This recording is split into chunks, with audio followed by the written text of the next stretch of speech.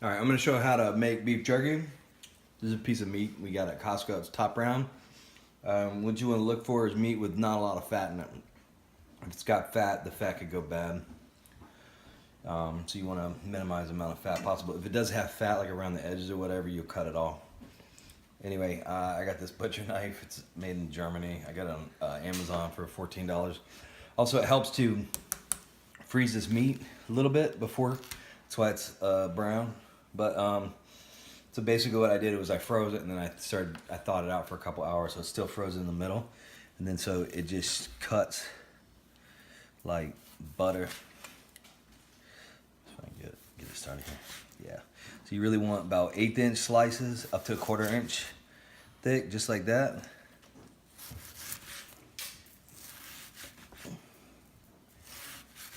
Like uniform thickness.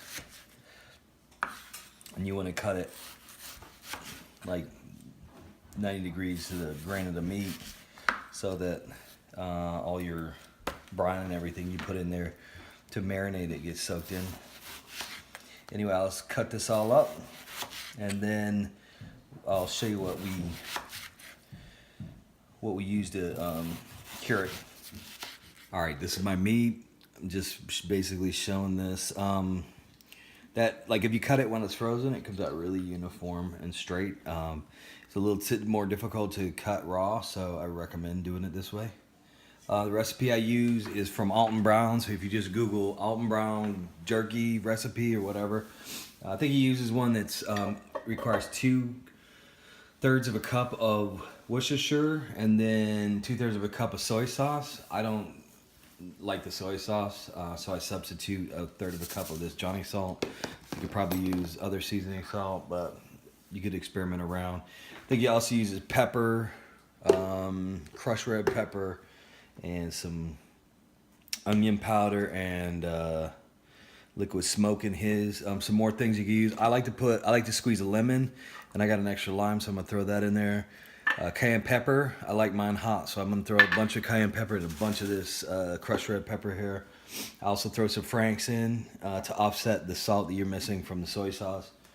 And then another thing that is good sometimes is chili powder, paprika, and ground cumin.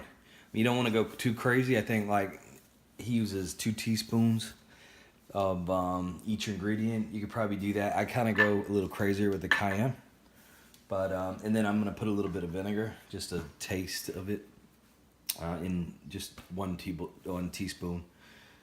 You won't barely even be able to taste it in here, but I think it does something. So I'm gonna go ahead and throw all that in. I'll come back and then we'll put it on the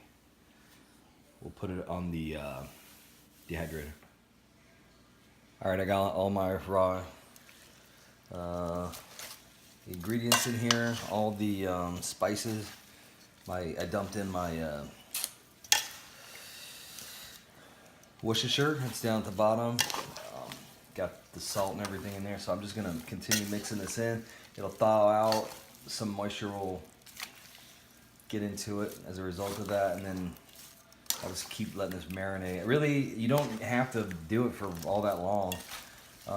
It's cut so thin that it doesn't take much time to get to the middle of it. I'm thinking like a few hours, maybe 3-4 hours. But it's kind of up, you know, you can experiment around on what works. But I mean, from my opinion, it's unnecessary to like marinate it for 24 or 48 hours like you would expect, like barbecue or whatever. You know, I'm just gonna roll this over a few times and then I'll continue to mix it throughout the day, and then that'll bring the ingredients to settle down at the bottom back to the top, and then they'll just keep percolating down over all this. And then we'll put it on the dehydrator. All right, so this has been marinating for a few hours now. You can see everything's like kind of mixed in. A lot of the meat liquid has come out of the meat. Some of the people on the internet recommend to rinse this off before you dehydrate it, but I do not. So basically now, just keep mixing it up and then grab a piece and throw it on your little tray here. You want to keep some distance in between each piece. If they touch each other, that's probably all right. If they overlap a little bit, that's maybe all right. You don't want to create a situation where it's not going to dry out. So I just kind of layer them on here. Stack them as close as you can. I think the closer you get them together without actually touching will help the air flow go through the machine and dehydrate the meat. But yeah, so just stack them on here. Here's a finished tray. That's done. You can kind of see it's really not that complicated, to be honest. I watched a bunch of videos on this before I got into it, and people are pretty serious about it. It's really easy. All right, I got all those stacked. Just make sure that everything's stacked up straight. It is possible to misrack one of these, and so you have air leaking out the side. Anyway, I have this Nesco Dehydrator.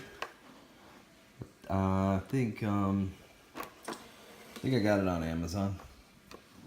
Anyway, what I do is I set it on the lowest setting, let it run for a long time, and in the middle of the cycle I'll turn it up to 160 just so it hits food preparation temperature for a short time. You don't want to like just blast it at 160 because you wind up burning your jerky and it'll be hard, really tough, and then it basically burns it. It's not good. So what you want to do, this is what I do.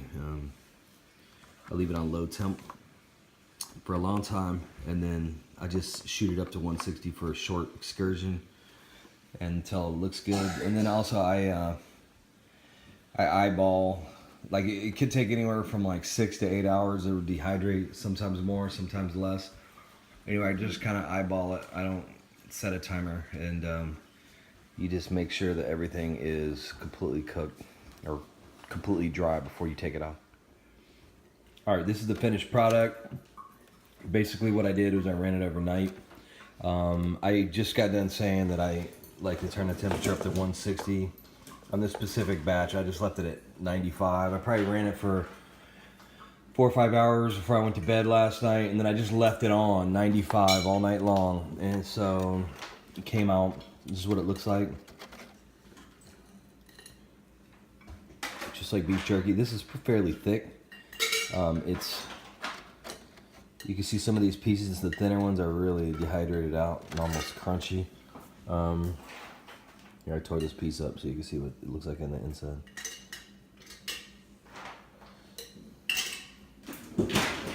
Anyway, one of the things that I do is I like to use lemons in this. So basically, the lemon helps to kind of cure the meat. And if you leave it and let it marinate for like an afternoon, it gives it kind of a zingy flavor, and then also it helps to make sure that you don't have any, it helps to cure the meat basically. It cooks it just like ceviche or whatever. But I get good results from that. It's not required, it's just something I do. So this is not very salty on the outside. You can see I didn't wash any of the spices off. I just threw it on there with it on.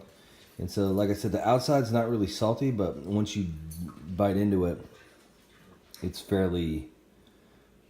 salted correctly on the inside. Anyway, this is all I got. Like I said, Nesco Dehydrator. And I think I paid maybe 30 bucks for all this meat. So what I do is I put them in half-gallon mason jars, which I'll show you in a minute. And so I get 2 of those out of a $35 pack of Costco top round steaks. So these are mason jars. Like I said, both of those steaks pretty much gave me enough beef jerky to fill up 2 of these, and these will last me like a week or 2. I pack some every day when I in my lunch, and then if we're going somewhere, take a little bit. But anyway, one of the good things about putting them in these jars, you'll have some pieces that are super dry, and then some that are maybe a little bit not as dry. And so what this will help is everything to kind of redistribute the moisture a little bit. And keep bugs and stuff like that out of it. And so it's kind of a clean way of storing them. Anyway, this is all I got. These are super cheap compared to store-bought. If you try to buy this much beef jerky, like in a store, it probably costs you a grip. Like I said, I paid $30 for those steaks. And then another thing is I don't use MSG or any kind of crap like that. And this is just dehydrated beef with some salt and spices.